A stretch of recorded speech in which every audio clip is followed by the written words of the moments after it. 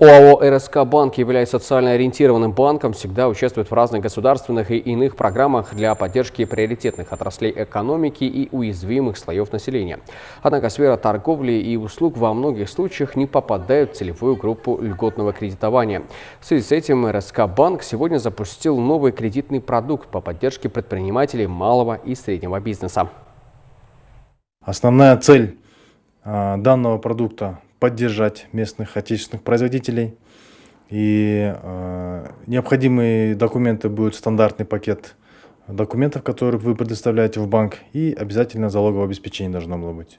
Если не будет хватать залога, вы можете использовать гарантийный фонд, до 50% использовать. Данный проект будет поддерживаться в течение 1 месяца, до 15 марта. Всех заемщиков приглашаем активно использовать данную возможность и участвовать в данном проекте.